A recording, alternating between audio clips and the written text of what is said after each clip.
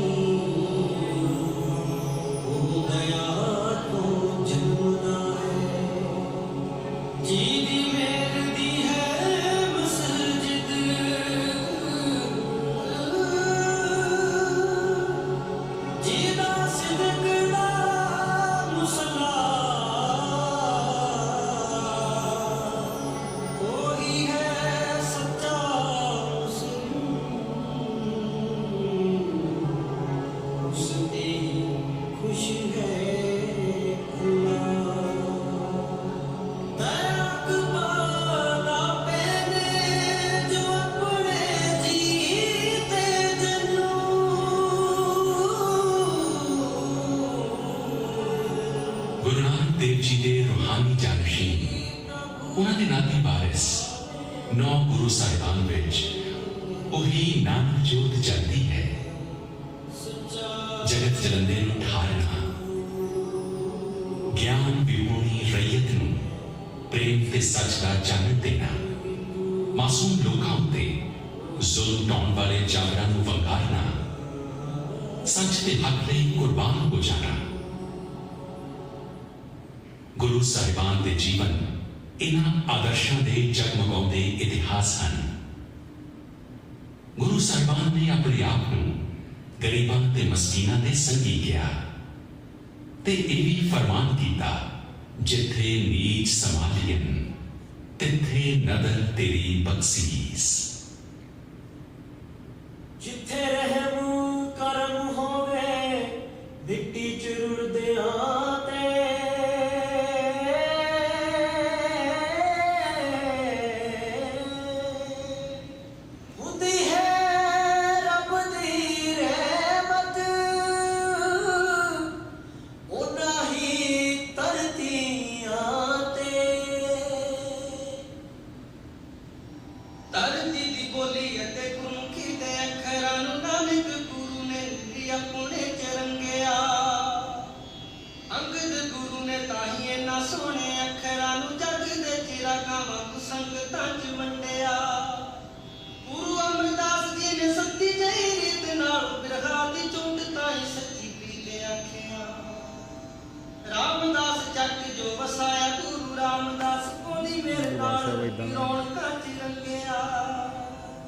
Amrit Sarovar cirrus गुरु पंजवें ने सारे नहीं साझा हर मंदिर उसाद दिता, जिदे विच नाद प्रकाश शब्द गुरु दाए सारी इंसानियत नूं प्यार उपहार दिता। तपदी ਪਦਵੀ ਤੇ ਬੈਠੇ ਸੀ ਜ਼ੋਰ ਤੇ ਤੱਤੀ ਰਤਾ ਹੋਠਾਂ ਉੱਤੇ ਮਿੱਠੀ ਬਾਣੀ ਨੈਣਾ ਵਿੱਚ ਜੋਤ ਸੀ ਤੇਰਾ ਬਹਾਨਾ ਮਿੱਠਾ ਕਹਿ ਕੇ ਸਹਿ ਲਿਆ ਤਸੀਹਿਆਂ ਨੂੰ ਸੀਨੇ ਵਿੱਚ ਉਹਦੇ ਰੱਬੀ ਸਾਥ ਦਾ ਸਰੋਤ ਸੀ ਗੁਰੂ ਹਰਗੋਬਿੰਦ ਜੀ ਨੇ ਸਿਰਜਿਆ ਅਕਾਲ ਤਖਤ ਮੀਰੀ ਜਿੱਥੇ ਪੀਰੀ ਕੋਲੋਂ ਸੇਧ ਦਾਣੇ ਸੱਚ ਦੀ ਲੈ ਕੇ ਲੋ ਅਕਾਲ ਕੋਲੋਂ ਕਰਮ ਕਰੇ ਕਾਲ ਵਿੱਚ ਸੱਚ ਵਾਲੀ ਲਾਟ ਤਦੇ ਲੱਟ ਲੱਟ ਮੱਚਦੀ ਬੂਟਿਆਂ ਤੇ ਡਾਲੀਆਂ ਨੂੰ ਫੁੱਲਾਂ ਤੇ ਪੱਤਿਆਂ ਨੂੰ ਇਹਨਾਂ ਪ੍ਰੇਮ ਕਰਦੇ ਸੀ ਗੁਰੂ ਹਰਿ ਰਾਏ ਚੋਲੇ ਦੀਆਂ ਕੰਨੀਆਂ ਨੂੰ ਸਾਂਭ ਸਾਂਭ ਜੱਟਦੇ ਸੀ ਮੰਦਾ ਕੋਈ ਪੰਖੜੀ ਜਾਂ ਕਲੀ ਟੁੱਟ ਜਾਏ ਜੀ ਬਾਦਸ਼ਾਹ ਦੀ ਖੁਸ਼ੀ ਲਈ ਪੁੱਤਰ ਨੇ ਬਦਲ ਦਿੱਤਾ ਇੱਕ ਲਫ਼ਜ਼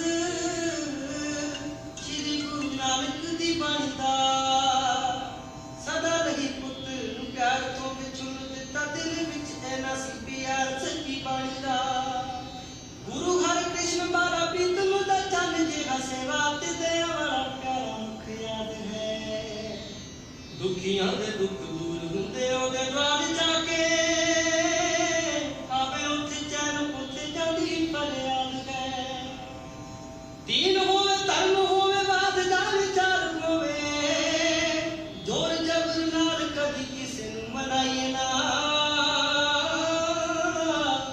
ਨੋਵੇ ਗੁਰਾਂ ਵਾਲੇ ਆਸੀ ਸੀਸ ਕੇ ਸਵਾਤ ਨਹੀਂ ਤੇਰੀ ਨਾ ਕਿਸੇ ਨੂੰ ਡਰਾਈਏ ਨਾ ਦਸਵੇਂ ਗੁਰੂ ਪਾਤਸ਼ਾਹ ਨੇ ਖਾਲਸਾ ਸਜਾਇਆ ਜਿਹਦੀ ਤੇਗ ਉੱਠੀ ਜ਼ੁਲਮ ਸਿਤਮ ਨਾਲ ਟਿਕਾਉਣ ਨੂੰ ਵਾਰਿਆ ਪਿਤਾ ਨਾਲ ਲਾਲ ਚਾਰੇ ਵਾਰ ਦਿੱਤੇ ਮਿੱਤਰ ਪਿਆਰੇ ਨਾਲ ਪਿਆਰ ਨੂੰ ਨਿਭਾਉਣ ਨੂੰ ਨੂਰ ਦੀ ਨੁਹਾਰ ਸੀ ਹੋ ਬੇਕਸਾਂ ਦਾ ਯਾਰ ਸੀ ਬੋਲ ਉਹਦੇ ਪਾਵਨ ਪੁਨੀਤ ਅਬਸ਼ਾਰਾ ਨੇ ਜ਼ਾਲਿਮਾਂ ਦੀ ਖੌਫ ਮਜ਼ਲੂਮਾਂ ਦਾ ਇਹ ਆਸਰਾ ਨੇ ਸਾਜਾ ਦੀਆਂ ਤਾਰਾਂ ਪਾਵੇ ਤੇ ਗਾਦੀਆਂ ਧਾਰਾਂ ਨੇ ਉਹੀ ਜੋਤ ਸ਼੍ਰੀ ਗੁਰੂ ਗ੍ਰੰਥ ਚ ਸੁਭਾਇਮਾਨ ਉਹੀ ਸਾਡਾ ਨੂਰ ਸਾਡੀ ਓਟ ਸਾਡਾ ਆਸਰਾ ਰਗਲੀਆਂ ਦੇ ਵਿੱਚ ਮੰਗਦੇ ਇਲਾਹੀ ਬੋਲ ਜਿਮ ਜਿਮ ਇੱਥੇ ਮੇਘ ਛਿੱਕੇ ਬਰਸਦਾ ਕਿਤੇ ਸੋਹੇ ਸਿਰੀ ਰਾਤ ਸੋਰਤ ਤੇ ਲੰਗ ਮਾਰੂ ਕਿਤੇ ਸੋਹੇ ਆਸਾ ਟੁੱਟੀ ਸਾਰੀ ਬਿਹਦੜਾ ਰਾਮ ਕਲੀ ਮਾਜ ਕਰੇ ਆਣ ਥੋੜੀ ਜੱਟ ਸਿਰੀ ਕਿਤੇ ਸੋਹੇ ਤੇ ਗੰਗਾਰੀ ਕੋਲ ਕਰਦਾ ਕਿਤੇ ਬੜਾ ਹਸ ਨਟ ਨਾਰਾਇਣ ਪਰ ਭਾਤੀ ਕਿਧਰੇ ਮਲਾਰ ਹੈ ਬਰਾੜੀ ਅਟ ਗੁਜਰੀ ਕਿਤੇ ਸੋਹੇ ਜੈਦਾ ਬੁੱਤੀ ਮਾਲੀ ਦੋੜਾ ਪਹਿਰੋ ਸੋਈ ਕਿਤੇ ਹੈ ਬਲਾਉ ਤੁਖਾਰੀ ਤੇ ਤਨਾਸਰੀ ਓਟ ਗਾਨੇ ਓਟਿਆਂ ਦੀ ਮਾਣਦੇ ਨੀ ਮਾਣਿਆਂ ਦਾ ਇਹ ਸ਼ਬਦ ਗੁਰੂ ਕੀ ਨਿਥਾਵਿਆਂ ਦੀ ਥਾਂ ਹੈ ਭਟਕਦਿਆਂ ਫਿਰਦਿਆਂ ਨੂੰ ਪੱਤਾ ਪੱਤਾ ਕਰਦਿਆਂ ਨੂੰ ਤਪੇ ਹੋਏ ਹਿਰਦਿਆਂ ਨੂੰ ਇਹ ਚੰਗੀ ਛਾਂ ਹੈ ਜਿੱਥੇ ਆ ਕੇ ਭੇਦ ਖੁੱਲੇ ਖੰਡ ਅਤੇ ਮੰਡਲ ਵਿਗਾਉਂਦੇ ਨੇ ਇਲਾਹੀ ਰਾਗ ਇਹੀ ਉਹ ਜ਼ਮੀਨ ਨੇ ਫੁੱਲਾਂ ਤੇ ਦੀਵਿਆਂ ਤੋਂ ਤਾਰਿਆਂ ਦੇ ਨੂਰ ਦੀ ਸਾਰਾ ਬਹਿਮੰਡ ਰੱਖੀ ਆਰਤੀ ਚਲੀਨ ਨੇ महाकवि रविंद्रनाथ टैगोर ने श्री गुरु नानक देव जी द्वारा रचित आरती ਨੂੰ देशां कौमां मजहबां ਤੋਂ ਪਾਕ ਜਾਣ ਵਾਲਾ ਬ੍ਰਹਮੰਡੀ ਗਾਨ ਕਿਹਾ ਹੈ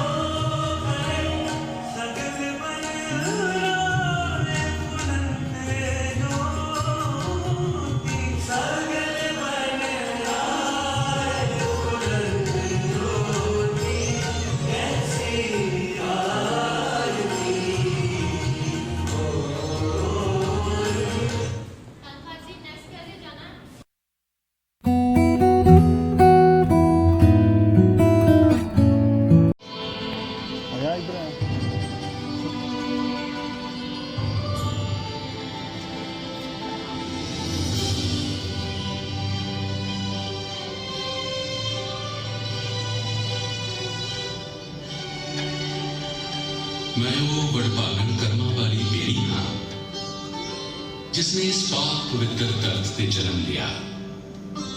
इन्हां अखियां हर मंजर तकिया जो मेरे सावे पत्ते ने, मेरे नैन भी ने, मेरे होंठ, जुबान, मुख बैन भी ने। जे सुन सकिए तो रुख भी गल्लां करते ने, जे ना सुनिए तो लफज भी गुंदे होंदे ने। उदों मैं बहुत ही छोटी सा, बस मसां में सुरत संभाली सी। एक ताल सुहावा तकदी सा, मैं जिसके किनारे उगमी सा। फिर एक दिन इन्हां अखियां ने इस ताल किनारे उदे हुईयां दो नूरी नोहारां तकियां सन। मेरे पत्तियां विच चिरनाट छिड़ी, मेरी जड़ तक अमृत संचरिया। मैनूं दसिया धरती अमड़ी ने, ये दीन दुनी दे शहनशाह, तीजे दे चौथे पातशाह गुरु अमरदास, गुरु रामदास, उन्हां दी नदर दे पैण सार जल साफ वांग ठर्रा उठिया, धरती दे सीने ठंड पई। फिर बरकत वाला टक लगा, चक रामदास नगरी बस गई।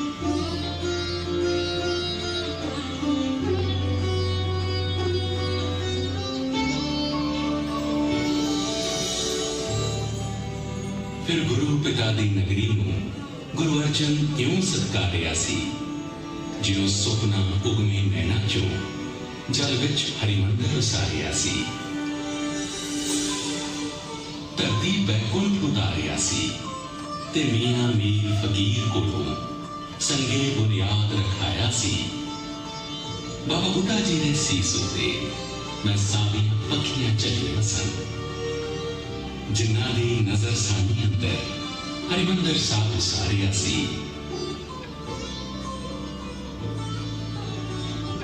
एक पाक पुनीत पैगाम है जो सारी दुनिया दे नाम है जो भी धरती ते आए ना, असी एक ही नूर ते जाए ना। ना जात पात दा रख रखाव, ना मजहब धर्म दा भेदभाव, सब फर्क वितकरे भुल्ले सन। चौकुंटां वल चौं वर्णां लई चारे दरवाजे खुले सन। फिर वो दिन चढ़िया जिसका दृश्य मैं उच्ची हो तकिया सी। बाबा बुड्ढा जी दे सीस उत्ते जो नूर जहान दा टिकिया सी। गुरु अर्जन पंचम पातशाह उस उपर चलर चलाउंदे सन। उन्हां दे पिछे पिछे ही श्री आदि ग्रंथ दे लिखनहार भाई गुरदास जी आउंदे सन। जब आदि ग्रंथ दा प्रथम दिवस हरमंदर विच प्रकाश होया, कुछ होर होई धरती सावी, कुछ नीला होर आकाश होया। जब रात पई तां इउं लग्या तारे चुकाए देखण लई, इस दर ते मत्था टेकण लई।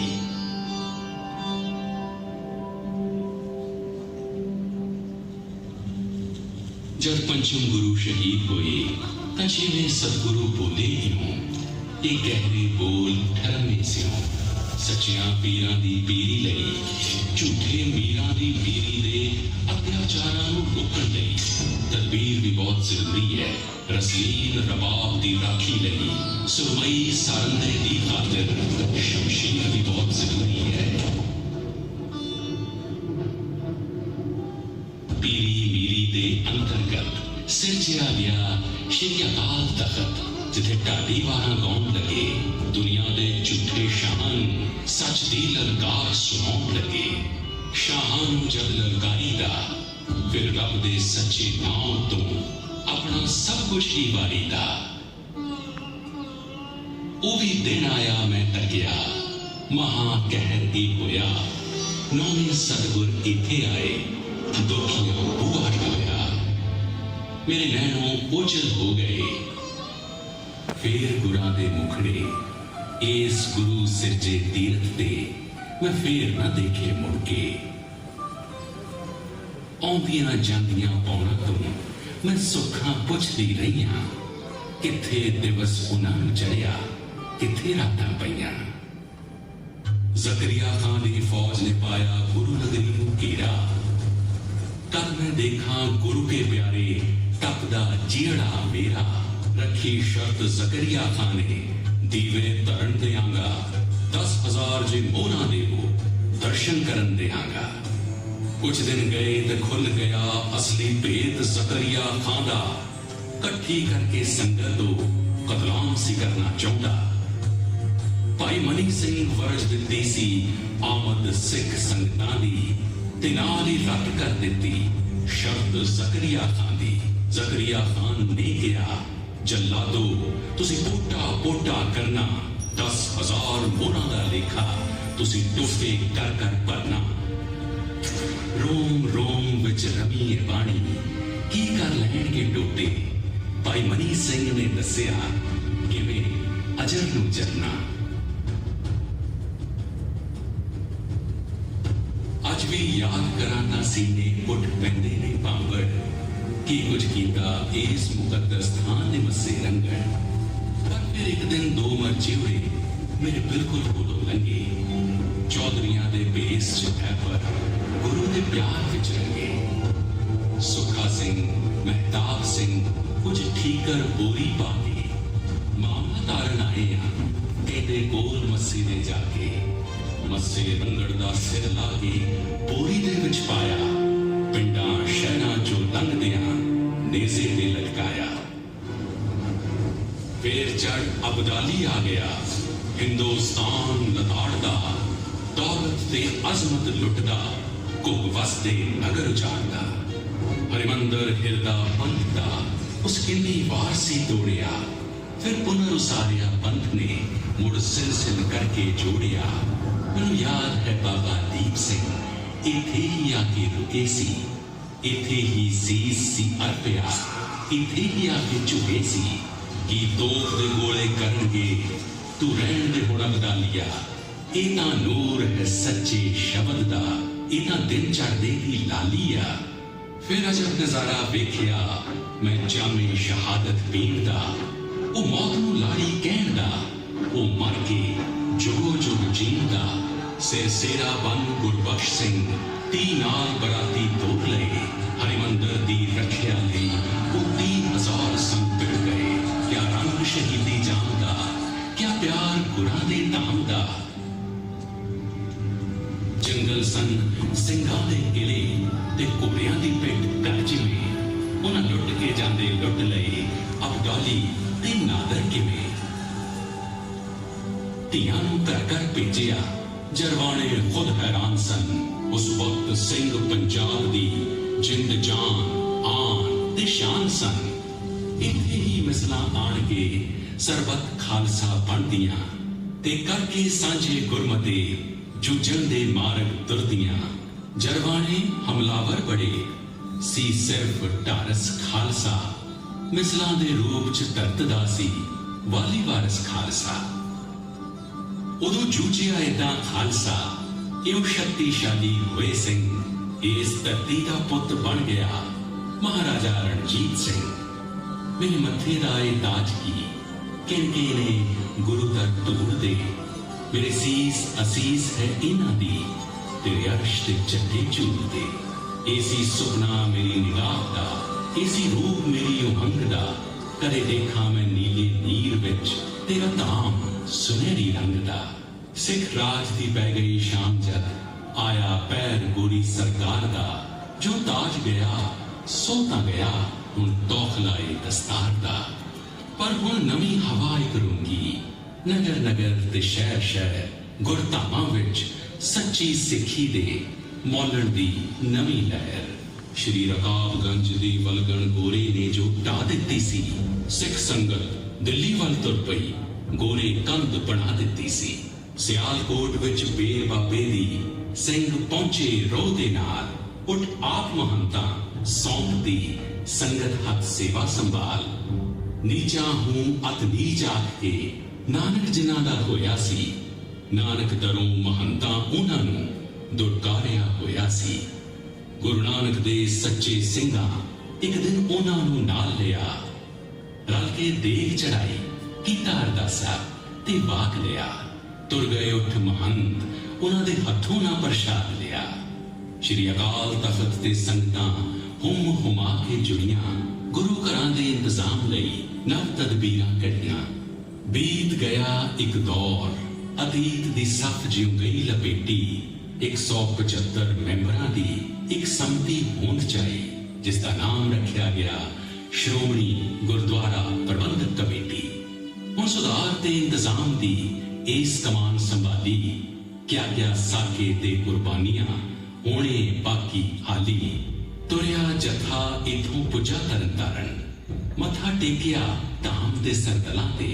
ਟਿਕੀ ਰਾਤ ਮਹੰਤਾਂ ਦੇ ਗੁੰਡਿਆਂ ਨੇ ਫਾਇਰ ਖੋਲ ਦਿੱਤੇ ਸੁੱਤੀਆਂ ਸੰਗਤਾਂ ਤੇ। ਵਾਸੂ ਕੋਟਵਾਲਾ ਹਾਕਮ ਸਿੰਘ ਸੂਰਾ, ਹਜ਼ੂਰਾ ਸਿੰਘ ਦੂਜਾ ਅਲਾਦੀਨਪੁਰ ਦਾ, ਇਸ ਲਹਿਰ ਦੇ ਪਹਿਲੇ ਸ਼ਹੀਦ ਹੋਏ। ਸਾਕਾ ਅੱਗੇ ਸ਼ਹਾਦਤ ਦਾ ਹੋਰ ਤੁਰਦਾ। ਉਹ ਜੋ ਥਾਂ ਹੈ ਡਿਉੜੀ ਦੇ ਪਾਸ ਬਿਲਕੁਲ, ਉਥੋਂ ਜਥਾ ਨਨਕਾਣੇ ਨੂੰ ਚੱਲਿਆ ਸੀ। ਜਨਮ ਧਾਮ ਜਿਹੜਾ ਪ੍ਰਥਮ ਪਾਤਸ਼ਾਹ ਦਾ ਨਿਰੰਜਨ ਦਾਸ ਮਹੰਤ ਨੇ ਮੱਲਿਆ ਸੀ। ਫਿਰ ਮੈਂ ਸੋਆਂ ਹੀ ਸੁਣੀਆਂ ਸੀ ਪੌਣ ਕੋਲੋਂ, ਕਿਹੜਾ ਦੁੱਖ ਜੋ ਹੱਸ ਕੇ ਝੱਲਿਆ ਨਹੀਂ। ਉਹ ਜਲ ਹੋਣ ਤੱਕ ਦੇਖਦੀ ਰਹੀ ਜਾਂਦੇ, ਮੁੜ ਕੇ ਮੁਖ ਤਾਂ ਉਹਨਾਂ ਦਾ ਦੇਖਿਆ ਨਹੀਂ। ਹੋਇਆ ਮੋਰਚਾ ਸ਼ੁਰੂ ਫਿਰ ਚਾਬੀਆਂ ਦਾ, ਗੋਰੇ ਸ਼ਾਹੀ ਨੇ ਐਵੇਂ ਕਦ ਹੱਕ ਦਿੱਤਾ। ਸਿੱਖ ਕੌਮ ਦਾ ਬੇਤਾਜ ਬਾਦਸ਼ਾਹ